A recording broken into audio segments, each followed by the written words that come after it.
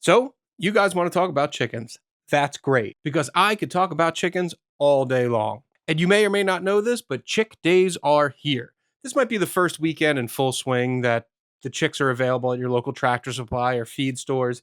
And with the prices of things being what they are, there's going to be millions of Americans out there perhaps getting into chickens for the first time. So let's do a quick top 5 ways you can kill your chicks and how to avoid them.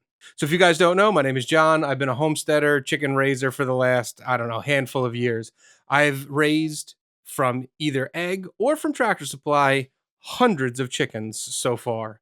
And I like to think I'm pretty good at it. With that introduction out of the way, let's get into the first top way that you can kill your chickens and how to avoid it: heat. So let's assume you have some area of captivity, whether it's a baby pool, a big giant Tupperware thing, or in like this video I'm showing, I'm using the bottom of a grow house. If you live in a legalized state, these things are available cheap like borscht all over Facebook Marketplace. So know that you have to keep them contained in an area, and I'm assuming that you already have that settled out. Where are you going to put these chicks? The first top way to kill your chick and how to avoid it is heat. When chicks are born not in captivity, they go under their mama hen. And assuming that you're buying chicks at Tractor Supply, you don't have a mama hen for these chicks to go under. So they need to be kept pretty warm for them to stay alive. Now, the good thing is science and entrepreneurs have figured out how to do this. The first one that's available is heating bulbs or heating lamps. These are relatively cheap and available all over at the Tractor Supply. Generally speaking, this is what they're going to push people to buy, and most people are going to buy them because they're significantly cheaper. Yes, they are cheap, but you know what's expensive? Your deductible when you burn your house down, or your garage, or your coop, or wherever you're keeping these birds. There are dozens and dozens of stories in the media and all over the internet of these bulbs breaking, and the hot bits go into the wood chips, starts a fire. At the least, at a minimum, heaven forgive me, they kill your chicks. At the worst, they kill you because your house burns down. So there is a much better alternative, and I cannot recommend it enough. I should also say I can't not recommend heat bulbs enough. Heating plates. Heating plates are available. They're flame and fire resistant. They just don't go on fire. They're UL listed, so they're okay to do what we're asking them to do. These are adjustable height plates that move up and down with the height of your chicks, because the chicks got to go underneath it. And they are significantly safer for your chick raising activities.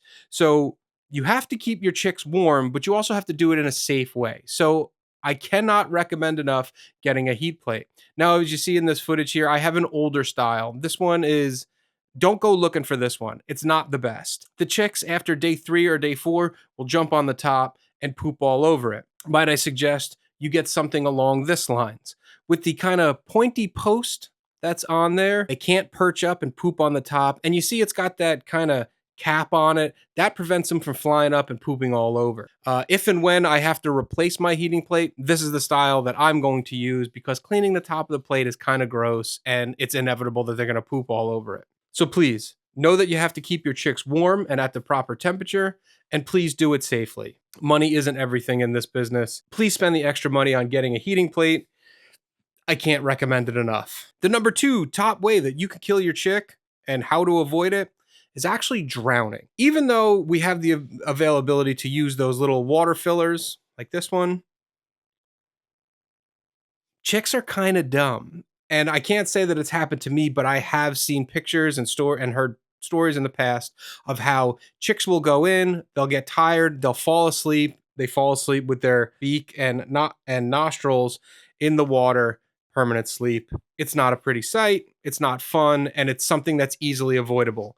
This one you could do kind of for free. If you see here, I put little rocks around in the waterer so that for the first week or so where they're susceptible to drowning, they don't have anywhere to drown. There's nowhere for it to go. These rocks actually displace the water, and they can just kind of use the tip of their beak to get the water out and keep them safe. Free solution. Just go get some rocks from the yard or wherever you get rocks from these days, and put them in the waterer concentrically all the way around. Don't give them a gap, because again, chicks are pretty dumb.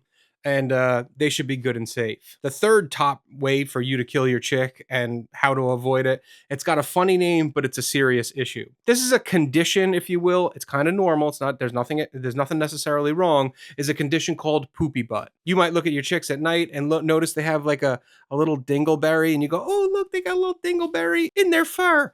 It's not good. You need to wash that off because the poop doesn't stop with chicks, and it will just continue to build up on there near their vent, their butthole, and it could potentially get to a spot where they get stopped up and they die. And poopy butt is something that could kill a chick in something as quickly as 12 hours or so. But again, another free thing, all you have to do is get your chick out, use some warm water, and flick the poop off. It's okay. You don't have to tell anybody that you did it. And then potentially, if you notice it happening, or to prevent it, you could put a little bit of Vaseline on their vent area to kind of facilitate the sliding out motion to get it past their fur. What I do is every night before I put them to bed, I lift everyone up, and this is only for the first week. After the first week, they got enough strength to get that stuff out, and you just lift them up and check their bums. Just check them, put them down. Check them, put them down. So there's a free way of double checking to prevent the number 3 way of killing your chicks. Also, on a side note to that, these are little salmonella machines, whether they're in your house or not, their body's just naturally producing it. So after you check for poopy butt, or really anytime you touch the chicks, especially if you got little kids around, wash your hands. Wash your hands with good soap and water. You'll be good to go to prevent you from getting sick from just touching the birds.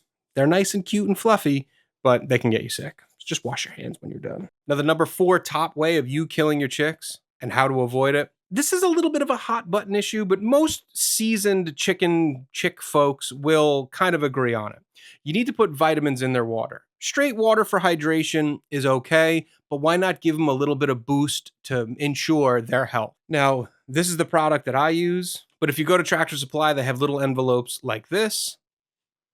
Or if you're a Chewy customer, you can get this as well. You just put a little bit in there, maybe a half a tablespoon for one of those waterers. Get it good and mixed up, and it's going to provide essential vitamins and some electrolytes to help them absorb water a little bit better than just straight water. This was a tip given to me, and while I don't have any evidence that straight water is just going to kill your chicks, I really feel that giving them a little bit extra is worth the couple bucks that you're gonna use to buy the electrolyte powders. I like to use the one from Chewy because for Chewy customers, this is a mix of electrolytes and vitamins and probiotics to just get their system up and running. These chicks were not hatched at your local Tractor Supply, and they've been sitting in the Tractor Supply bin for a couple of days right after they were mailed out from the hatchery. So they need a little bit of vitamins. And why not give it to them? It's a really easy way to ensure their health and they stay healthy. And the last top 5 way, and this was one that we have experienced very early on, and it's something that you should get used to because you're probably going to hear a lot about it as the chick grows, and that's predation. That is the act of something else eating your chicks before you have a chance to eat their stuff or them, if you decide to go that route. In our house, we have cats. We have kids, you might have a dog or puppies or whatever, and there's these little fluffy pee-pee things that mimic the things that your cats want to eat or your dog toys kind of mimic. And your cat's DNA might just take over, or your kids might squeeze it a little hard when you're not looking. My kids didn't do it, but the cats did one time. So think about some way of protecting the chicks while they're in your containment vessel, in your brooder. In my case, I use a little bit of hardware cloth. I lay it on top of the Tupperware tub so that if and when I'm not around, the cats can't go in and do what cats do. That said, while they're in your basement or your garage, they are solely your responsibility. They're little helpless, defenseless chicks. So think about what you're going to throw on top to prevent anything from going in there. Now, if you're an empty nester, no pun intended, and you don't have to worry about it, you might be able to avoid the number 5 top way of killing your chicks and avoiding it. You could avoid these top 5 pitfalls, and sometimes the chicks just die. Failure to thrive is a thing, and I don't want you to beat yourself up over it. You could take the best care, spend the most money, watch them diligently, and sometimes they just pass away. And it doesn't make it any easier when it happens, but the words that I want to give you words of encouragement that it's not necessarily your fault. Like I said at the beginning, I've raised hundreds of chicks that have come through this house. And no matter how hard you try, sometimes they just don't make it. Don't beat yourself up over it. It does happen. You want to have all this stuff on hand before the birds get here. Really, the heater is the big one. You want to have your brooder area pretty warm and set up for when the birds arrive. Now, don't get me wrong, there are going to be times when you go to the Tractor Supply and your kids are like, I want a bird. And I get it. And then it happens right at the same time. The good thing about those heating plates is they heat up very, very quickly.